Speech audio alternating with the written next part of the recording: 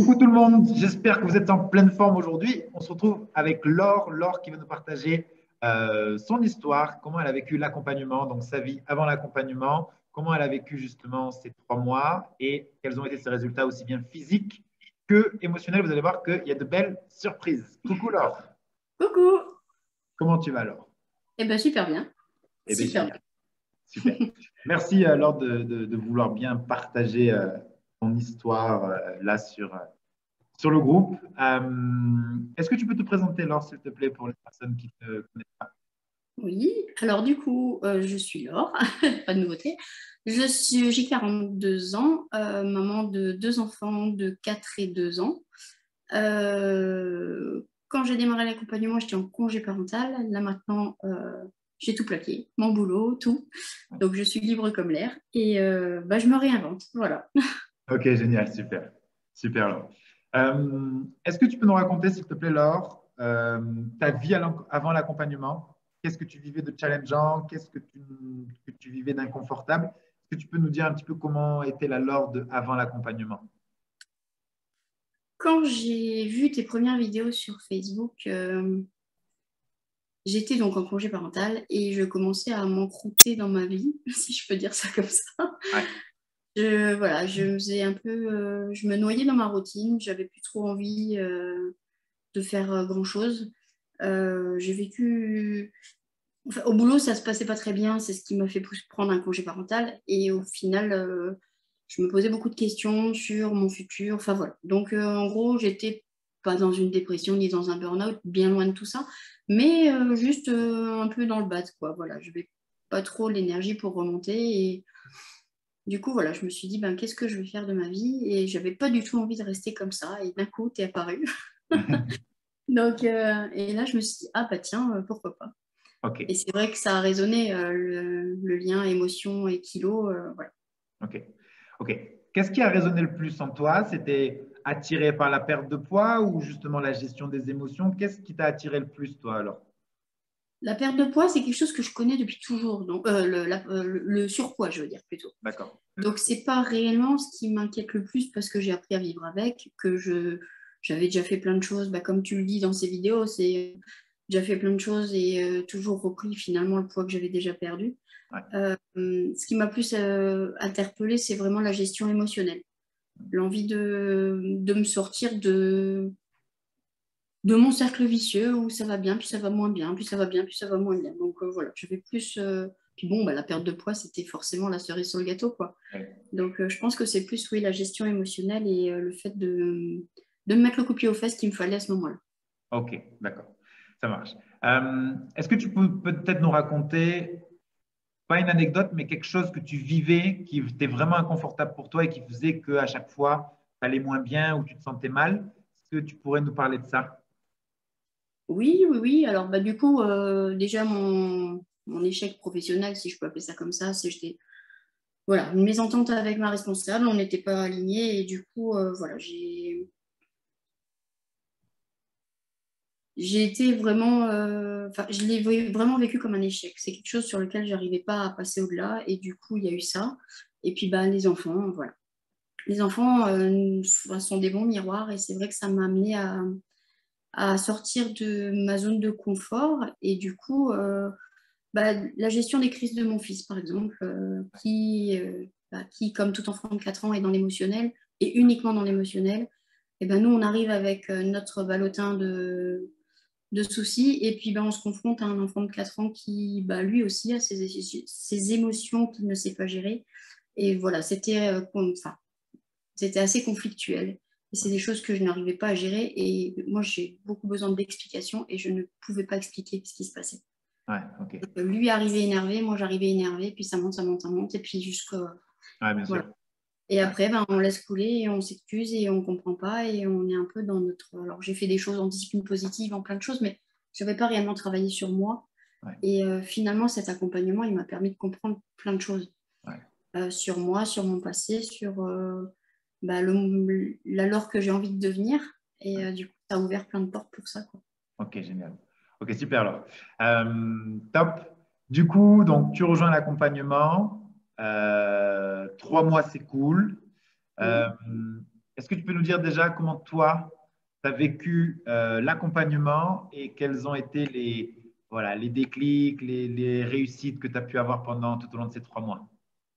Alors, le premier truc, je me souviendrai toute ma vie, je crois. Le premier truc, quand j'ai fait la campagne, enfin, les 7 jours, je ne Ouais. sais plus comment on peut appeler ça, bon, bref, le test de 7 jours, là, j'avais fait ça et je m'étais dit, mais mon Dieu, un jeûne de 16 heures, c'est pas possible. Ah oui, le Je suis une fameux grande, jeûne. ouais, je suis une grande fan du petit déjeuner et je me suis dit, mais c'est pas possible. Et au final, bah, j'adore. Ouais. Finalement, je suis tout aussi fan du jeûne que j'étais fan de mon petit déj. Ouais. Mais tout le monde me dit des fois au téléphone, mais moi, le jeûne intermittent, mais je ne pourrais jamais. Tout le monde le dit et au bout de Ouais. 2 jours, c'est bon. Puis moi, j'ai une vie un peu compliquée, enfin, non, pas plus compliquée que qui que ce soit d'autre, mais je fais du cheval et du coup, pour aller monter mon cheval, il faut que j'attende que mon mari rentre le soir pour prendre le relais avec les enfants. Ouais. Donc, notre repas le soir, il est toujours tard, vers 22h, 22h30, des fois Ouais. 23h. Du coup, ça décale tout. Je me suis dit, mais je vais plus manger avec mes enfants. Et... Enfin, voilà, on trouve de toute façon toutes les bonnes excuses du monde pour pas se lancer. Ouais. Et puis finalement, je me suis dit, ben, tant qu'à le faire, on le fait à fond. Et puis c'est pareil pour le sport. Le sport, au début, je me suis dit, bah, je suis quelqu'un d'assez sportif vu que je monte à cheval. Enfin voilà, j'aime bien me bouger, j'aime bien me dépasser. Mais je me suis dit, faire ça toute seule chez moi, je vais dire, oh ben non, pas aujourd'hui, je ferai ça demain. Et en fait, jamais. Ouais. Les fois où je ne l'ai pas fait le jour où c'était prévu, je l'ai fait c'est parce que j'avais un impondérable et que je ne pouvais pas faire autrement. Mais Ouais. voilà, c'est assez bluffant. Et puis jamais je lâche, quoi. Enfin, c'est un truc, je me suis découverte une âme de guerrière, en tout cas pour le sport. Et puis une autre révélation, il y en a beaucoup, hein, mais Ouais. les routines matinales. Ouais. Les routines matinales, c'est ultra puissant. Pareil, j'aurais pas cru au début, je me suis dit oui, c'est bien joli de se dire des phrases dans le miroir, mais et puis petit à petit, au début, je me regardais quelques secondes dans les yeux, puis 1 minute, 2 minutes. Maintenant, je me regarde tout le long dans les yeux et puis j'arrive à aimer ce que je vois. Alors qu'avant, je disais à ma coach l'autre jour, l'expression qui reflète vraiment bien le changement, c'est avant, je me voyais dans le miroir, maintenant, je me regarde. Ah, génial. Voilà, ça reflète, enfin voilà, ça résume vraiment ce qui s'est passé, quoi. Et en Ok, seulement fois. ok, là. Ok, top. Comment tu as vécu, parce que je sais que c'est la partie la plus poignante, comment tu as vécu les coachings émotionnels où ben, ça remue, où il y a beaucoup de challengeants émotionnellement? Comment tu les as vécus, toi, ces coachings? C'est quelque chose que j'ai découvert parce que je ne connaissais pas du tout. Et Ouais. j'ai trouvé qu'au départ, c'était un peu compliqué de lâcher prise. Moi, j'ai besoin de toujours euh, intellectualiser les choses. Et dans le lâcher prise, c'est pas toujours évident. Ouais. Mais quand on y arrive, c'est ultra puissant, quoi. Ouais. Je trouve qu'on... Enfin, il y a eu plusieurs coachings assez puissants où quand on se retrouve face à notre petite nous, quand j'ai retrouvé la petite Laure, je me suis revisualisée, enfin, des choses que consciemment j'avais oubliées, Ouais. des images de moi petite que j'avais oubliées quand je faisais de la balançoire. Et voilà, j'ai revécu des choses assez puissantes, des discussions avec ma maman qui n'est plus de ce monde. Enfin, voilà. Mais c'est vraiment,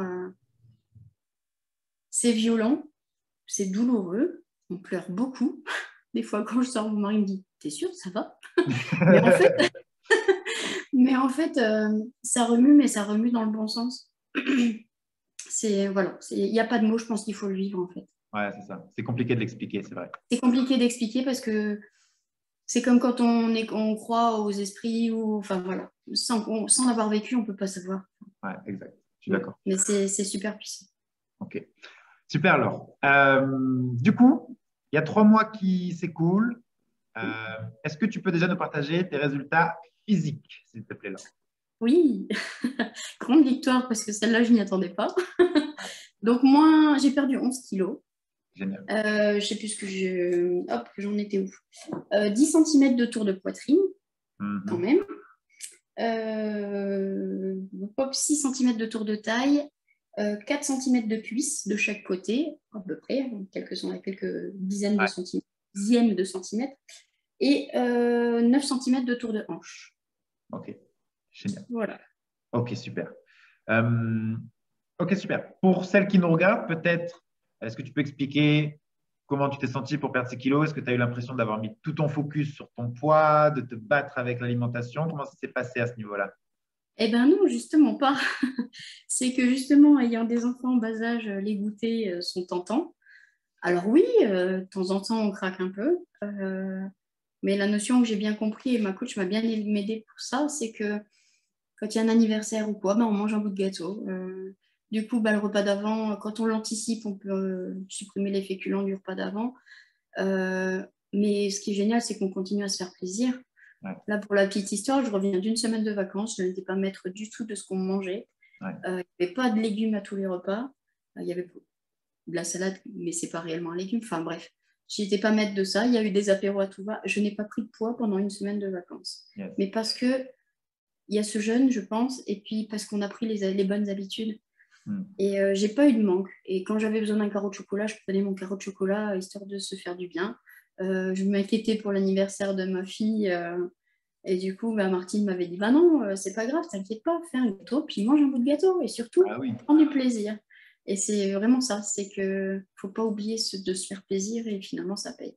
Yes. Et lors d'un coaching, ce qui m'avait aidé aussi, lors d'un coaching, je sais plus, on avait parlé de cette notion de résultat. Quand on se focalise sur le résultat, c'est pas forcément productif. Et du coup, ce que moi j'ai fait, c'est essayer de me concentrer vraiment sur l'émotionnel et d'oublier un peu le poids. Et finalement, je pense que c'est ça qui m'a beaucoup aidé. Ouais. Je n'étais pas du tout à me peser tous les jours. Je me pesais le jour où c'était prévu, une fois par semaine, c'était largement suffisant. Ouais. Et puis, bah, de toute façon, on se sent bien, enfin, on sent son corps qui change. Ouais. Voilà. Ok, génial. Super, alors félicitations pour tes résultats physiques. Maintenant, est-ce que tu peux nous dire en quoi tu as le plus changé sur la partie émotionnelle? Qu'est-ce que tu vis aujourd'hui, peut-être que tu ne pouvais pas vivre avant au niveau émotionnel? Est-ce que tu peux nous dire ton chemin émotionnel et comment tu te sens aujourd'hui, là, alors? Aujourd'hui, j'ai beaucoup plus de facilité à me rendre compte que ma vie est belle et que tout ce qui est autour de moi est très beau. Il suffit d'ouvrir les yeux et de mettre les bonnes lunettes, quoi. Par le passé, quand j'étais plus jeune, j'ai vécu des trucs, enfin, on a tous vécu des trucs pas drôles dans notre vie. Et je m'étais promis de plus jamais me plaindre pour un mal de tête ou que c'était ridicule et que ça servait à rien. Ouais. Et finalement, la vie reprend ses droits et on se retrouve un jour à se dire « Ah, ben, ça va pas, puis ça va pas ». Et aujourd'hui, en fait, grâce à ces routines matinales et puis grâce à cet accompagnement, allez, on va dire au moins 3 fois par jour, je me dis « Oh, punaise, quelle chance j'ai ». Et ça, ça n'a pas de prix parce que finalement, on se rend compte qu'on n'est pas si malheureux que ça et que si on se focalise sur les bonnes choses, et ben finalement, tout va bien, quoi. Et c'est quelque chose que j'avais oublié de faire au quotidien et aujourd'hui, je le fais beaucoup plus facilement. C'est pareil, souvent, je me surprends à dire à mon fils mais est-ce que c'est très grave? Et quand on prend conscience que justement, ce qui nous arrive n'est pas très grave, qu'on ne va pas mourir demain et qu'on a toute la vie devant nous, bah, finalement, on prend du recul beaucoup plus facilement, quoi. Ouais. On lâche prise et puis on se laisse un peu porter. Ce que j'arrive aussi mieux à faire que je ne faisais plus, c'est essayer de me focaliser sur les choses sur lesquelles je peux agir et non plus sur les choses sur lesquelles je ne peux pas agir. Je ne vais pas m'énerver demain parce qu'il pleut, quoi. Enfin, voilà. C'est un peu quand on est dans notre routine et dans le fond du trou, on se dit « Ah mince, il y a encore ça, il y a encore ça ». Et en fait, pas du tout. Il pleut, c'est tout et puis ça passera. Yes. L'éclaircie vient après la pluie, comme on dit. Exact. Top, Laure. Donc, changement d'état d'esprit, changement de lunettes et à voir la vie autrement et être beaucoup plus dans le lâcher prise et prendre du recul sur tout ce qui peut arriver au quotidien. Ouais, et accepter les émotions. Et accepter les émotions aussi. Accepter d'être en colère et que voilà, c'est humain, ça arrive. Et puis, c'est quoi ta phrase? Tout ce qu'on réprime s'exprime. Voilà, ça c'est une de mes doctrines. C'est une des miennes aussi, ouais. Voilà, ouais, c'est important. Ok, super alors. Est-ce que tu peux nous parler, si tu le veux bien, du rapport que tu as avec toi-même versus le rapport que tu avais avec toi-même avant l'accompagnement? Je ne sais pas par quoi commencer, il y a tellement de choses à dire en fait. Aujourd'hui, je peux le dire, je m'aime. Voilà, je me regarde dans le miroir, je suis contente de ce que je vois. J'assume un peu. C'est pas toujours facile de faire des choix, c'est toujours très compliqué pour moi, mais quand j'en fais un, je l'accepte. J'explique un truc tout bête. Avant, quand je devais acheter un truc, ou ne serait-ce que pour l'accompagnement, avant, quand je dépensais ou quand je m'engageais dans quelque chose, il fallait que j'ai l'aval de mon mari. Et le jour où je me suis engagée dans cet accompagnement. Mon mari n'était pas là. Et en fait, j'ai pris cette décision toute seule. Et ça a déclenché quelque chose chez moi où finalement, je me suis dit, ben oui, je peux le faire. Et aujourd'hui, je m'autorise à rêver, je m'autorise à ouvrir le champ des possibles et de me dire, bah oui, pourquoi pas. Voilà. Donc, j'ai lâché mon boulot, je cherche à me réinventer et puis, bah pourquoi pas. Voilà. Génial. Il y a ça et puis il y a le fait que, un truc bête, avant, quand je me passais de la crème sur le corps, je faisais ça vite, vite, il fallait que ça aille vite. Aujourd'hui, non. Je prends le temps, je me prends soin de moi. Un jour, dans un coaching, tu as dit, je vous demande, ou c'était un coaching ou un exercice, tu disais, aujourd'hui, j'aimerais que vous fassiez un truc que vous ne faites plus, mais que vous savez que ça vous ferait plaisir ou vous ferait du bien. Et bien depuis, je me maquille tous les matins, je ne le faisais Génial. plus. Je me suis payé une petite manucure, j'ai mis du vernis à ongles. Voilà, je suis beaucoup plus coquette que ce que j'ai pu être. Voilà, je prends soin de moi et je culpabilise plus de prendre ces petits moments pour moi. Oh, Voilà. génial. Ok. Bah, félicitations, Laure. Ça me met en gratitude d'entendre ça. Et ouais, félicitations. Donc, du coup, versus, bah, tu culpabilisais peut-être un peu avant quand tu prenais du temps pour toi et tu n'avais peut-être pas le droit. Dans le fond, tu sais, dans la petite voix derrière qui te dit tu n'as pas Ouais, le ouais. droit. Et du coup, aujourd'hui, beaucoup plus douce avec toi-même et plus légère vis-à-vis de ça. Mm. Ah, génial. Je me laisse moins entraîner par la vie, tout simplement. Avant, il fallait faire vite, vite, vite pour ça, pour ça. Là, maintenant, j'apprends aussi à mes enfants à dire, ben, on va se lever un peu plus tôt et on va prendre le temps. On arrête de faire vite, on prend le temps. Et c'est un truc que je ne faisais plus non plus. Même si je bossais pas, il fallait que tout aille vite. Ouais. Je faisais un truc, mais j'étais pas dans le ici et maintenant. Je pensais déjà à tout ce qu'il y avait à faire après. Là, aujourd'hui, j'essaie de plus me poser et être là, ici et maintenant. Hier, je me suis assise sur le canapé avec mes enfants. Il fallait faire le repas, mais c'est pas grave. Je me suis assise avec mes enfants. Je leur ai lu une histoire parce qu'ils voulaient lire une histoire. Et c'est des choses que je prenais pas forcément le temps de le faire avant. Je dis pas que je le faisais jamais, mais je le faisais pas avec autant d'intensité où j'étais pas Ouais. totalement. Aujourd'hui, je suis là. Voilà. Génial. Super. Ok, c'est super, Laure. Et est-ce que tu peux nous parler de ce qu'on a parlé juste avant la vidéo? Parce que je pense que ça peut parler à beaucoup de personnes. On était en train de parler que tu étais en train de casser ce que nous laissent nos parents, nos grands-parents, tu sais, tout ce qui est transgénérationnel, des mêmes comportements qui se répètent. Et de l'anecdote que tu as pu me raconter avec ton enfant qui te disait, euh, genre, à chaque fois, on me fâche, je ne comprends pas, etc. Est-ce que tu peux- Oui, donc l'anecdote, c'était mon fils de 4 ans qui me disait, il est très, très perfectionniste, il aime bien tout faire correctement. Et ben, à 4 ans, je lui explique qu'on ne peut pas tout faire correctement. Et l'autre jour, il me disait, bah, c'est tout le temps moi qui me fais gronder, je ne fais jamais rien correctement, ma petite sœur, elle fait tout bien et pas moi. Et du coup, bah, j'étais un peu prise au dépourvu parce que je ne savais pas trop quoi lui répondre. Et à ce moment-là, je lui ai demandé s'il trouvait que maman s'excusait souvent. Et il m'a répondu avec un grand sourire, oui, maman, tu t'excuses souvent. Et donc, je lui ai expliqué simplement que si moi je m'excusais, c'est que moi aussi je faisais des erreurs et des bêtises. Et que, voilà, que l'important, c'était pas de tout faire parfaitement, qu'il fallait savoir reconnaître ses erreurs. Ouais, Et génial. j'essaie de lui apprendre à venir dire pardon quand on fait mal et à lui dire que c'est pas parce qu'on fait mal qu'on ne s'aime pas. Ouais. Voilà. Je crois que j'ai jamais autant dit je t'aime à mes enfants que depuis que je fais cet accompagnement. Ok. Parce que je veux qu'ils comprennent que c'est pas parce qu'on agit pas comme les autres l'attendent qu'on n'est pas aimé. Voilà. Exact. Et c'est un truc que j'essaie de m'appliquer à moi-même aussi. Ok. C'est génial ce que tu es en train de dire, Laure, et ça résume l'accompagnement. Et on croit que c'est juste, bah, ben oui, je dis juste je t'aime à mon fils. Non, c'est de lui Mm. expliquer que c'est pas parce que maman elle te gronde ou qu'elle te dit qu'il faut pas faire ça que t'es pas aimé en fait. Et Exactement. c'est ce que le cerveau du petit il comprend et c'est pour ça qu'on a nos blessures et qu'on se sent constamment rejeté ou quoi, parce qu'on a interprété ça à notre époque. Et là, toi, tu es en train de ne pas laisser ce virus dans sa tête s'installer de Ouais. ah ben je suis nul, je me fais gronder, maman elle m'aime pas. Ben non, en fait, même quand j'ai ces comportements, maman elle m'aime et elle m'en veut pas. Et c'est incroyable du coup de le rappeler et je te félicite pour ça, Laure, parce que tu casses les codes du J'essaye. transgénérationnel et super.